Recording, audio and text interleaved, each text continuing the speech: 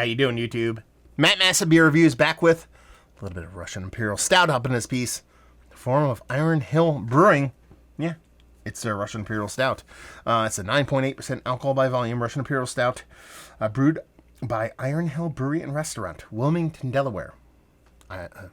Restaurant? What are you talking about?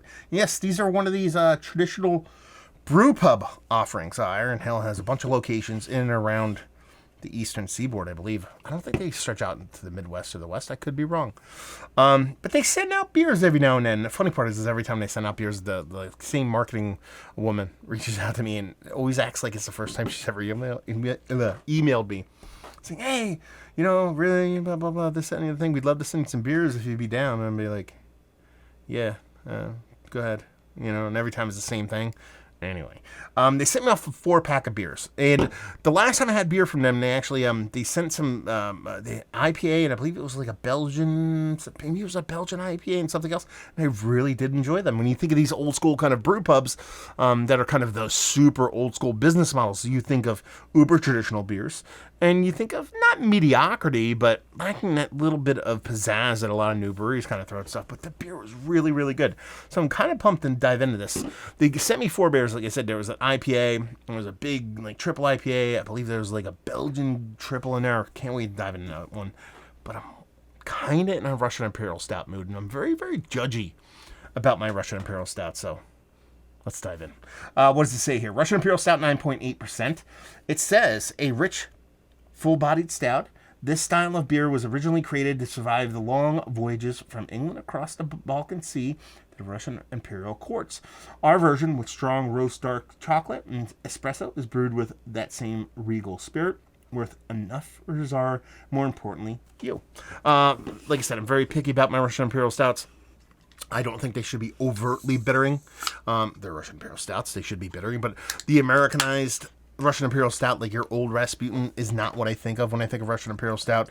If you've watched my reviews before, I am like a broken record here. You know, Black Albert from Struce is probably King Should Have Fuck Mountain, followed closely behind Courage Russian Imperial Stout, which is the OG. Now, this is at 9.8. I think it's a little bit bigger than Courage, a little bit smaller than Black Albert. So we'll see how this one lands. Label-wise, it's very cartoony. Don't hate it, but don't love it. It is what it is. It's a big, huge dude with an axe and a hop shield. And what I'm looking for here is rich, you know, chocolate, baker's chocolate, maybe a little elevated sweetness beyond that. Hopefully not an over crazy amount of bittering. Oh, this is real fresh. This is like a week old. And if we're really lucky, my favorite component of Russian Imperial Stouts, a red cherry note. When I get that red fruited cherry note in Russian Imperial Stouts, I get the vapors. Yeah, so, I mean, looks the part. Look at that nice kind of milk chocolate kind of head to it. Rich, dark body. Looking the part of Russian Imperial Stout. Let's get a nose. Chocolate malt. Bittering. Ooh. I got a little of that red cherry thing. It's almost like a little sweet cherry bourbony thing going on, like a cherry Coke, bourbon cherry Coke.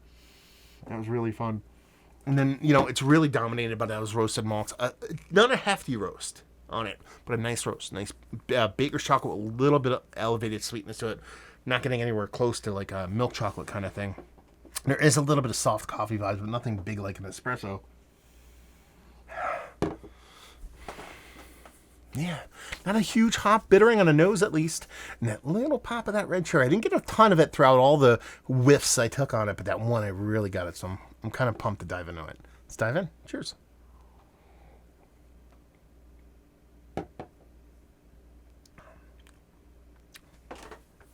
Okay. Just needs a little time. I don't want to age this beer. I mean, I think if you could age this beer in a few years, and it'd be good. But there's this sharpness to it. Sharpness in a roasted malt. Sharpness in hops. And that red cherry thing, it's almost like synthetic. Like they added like a little dollop of cherry juice in there. All of it comes off very sharp. I think you give this, 12 months in a can. I think it kind of rounds out and becomes something really tasty. But it's fun. I mean, those roasted malts, they're at the top of the list. They're the star of the show. And that's not lost on this beer by any stretch of the imagination. The bittering is a close second. It's not nearly as big or as bold as something like an Old Rasputin, which I would say is ridiculously bittery. This is where Russian Imperial Stout should be, especially looking at it about 10 days old. That's the big thing here. You give this 6 months, it's a markedly different beer. And it's nice big roasted malt, it's nice hot bittering to it, but not overly aggressive. It's got a nice sweetness level. That's going to kind of creep up a little bit while all those kind of bitterings kind of drop off. I think that kind of rounds out with that cherry note, which comes off a little bit sharp. That rich red fruitiness, which I assume is coming from a combination of just the way the beer is brewed, but the yeast predominantly. And just comes off as a very promising version of what could be an epically fantastic Russian Imperial Stout. I mean, I'm not trying to do the beer dirty. I think it's tasty. You walk me into a brew pub, you say, here's a 10% Russian Imperial Stout. Try this. I go, that does not suck. But in the perfect world, I want my Russian Imperial Stouts to have a little bit of time on them. Just to have a little bit of roundness. We're not talking decades, even though I do like them with that amount of time on them. And where this one is as sharp as it is, from the bittering, roasted malts and hops, and the way that cherry comes off, that little bit of sharpness, everything has that razor edge to it. And you just want it to be a little bit rounded, kind of soften down a little bit, elevate that sweetness just a little bit to where it marries with that red fruit, to where it gives you those kind of cherry cordial, cherry liqueur kind of vibes. I like this beer. I think it's fun. I think it's tasty and really well made. I mean, there's nothing there as far as negativity goes for me. It's just really fun beer. Old school beer. How many people do you know make Core 4 Russian Imperial Stouts? You know? I mean, really, honestly. I mean, you have, breweries in Florida making, here's our Russian Imperial Stout with German chocolate cake, peeps, and icing inside of it. That, I'm not talking about that. I'm talking about Core 4 Russian Imperial Stout. Not the crazy, again, not to keep banging on Old Rasputin, but that's not even Russian Imperial Stout. That's Cascadian. That's like a triple Cascadian Dark Ale is what that is. And, yeah, I think it's fun. I think it's very important that the breweries that make these kind of beers exist. And honestly, all the stuff I've had from Iron Hill has been pretty damn tasty stuff. Maybe not new school flair or just kind of super on the cutting edge of what's hip. I mean, the graphics kind of look a little World of Warcrafty. Do you know what I mean? It's a little bit too shiny and a little bit too glossy for today's cynical beer world. But it's made really well. Obviously, they know what the fuck they're doing because all the beers I've had from them are really tasty. So, yeah, I like it. Is this one of the better Russian Imperial Stouts that I've had as of late? Yeah. Is it Mount Rushmore status? It's very close, to be perfectly honest with you. It's very hard to get on that mountain, man.